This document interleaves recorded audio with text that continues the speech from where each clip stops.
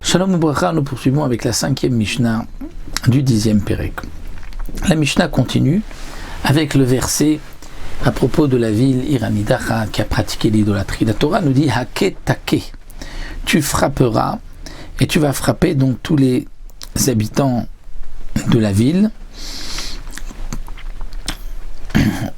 Ici la Mishnah nous dit Achameret Vagamelet Overet Makom le Makom Arilu Matzilim Ota.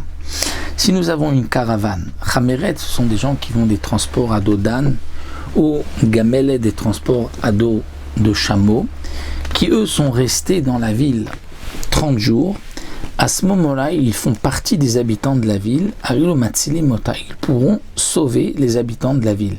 C'est-à-dire que si nous avons une majorité des habitants de la ville qui ont fait Avodah Zara, une minorité qui n'ont pas fait, mais cette caravane-là de Chameret, donc d'âne ou de chameau, eux n'ont pas fait Avodah Zara, donc ils compléteront la minorité pour devenir à cette fois-ci une majorité, et donc on jugera ceux qui ont fait Avodah Zara comme des particuliers, et l'argent ne sera pas perdu. Inversement aussi, si il y avait une minorité des habitants de la ville, mais eux, qui étaient aussi 30 jours dans la ville, ont fait Avodah Zara avec les habitants de la ville et ils forment une majorité, à ce moment-là, ils auront donc le statut de Irani Dachat. Généralement, comme nous explique le Barthénora, des gens qui ne sont pas de la même ville, n'ont pas les mêmes idées que les habitants de la ville, donc ne veulent pas être entraînés par les habitants de la ville. Et donc c'est pour cela que le cas général, c'est plutôt Matzilim Ota, qu'eux ne vont pas faire Avodah Zara, vont pouvoir sauver les habitants de la ville.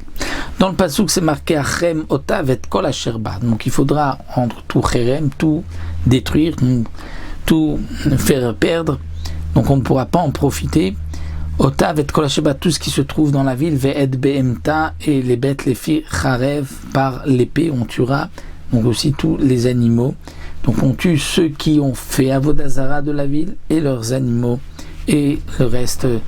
Et donc tout devra être détruit de ce qu'il y a dans cette ville. Mais Kanamrou, de là on a dit que même Nirse Tzadikim chez Betochov, même les biens des Tzadikim qui se trouvent dans la ville seront perdus. Chez Bechut Salah Pletim, mais ce qui se trouve en dehors de la ville seront sauvés.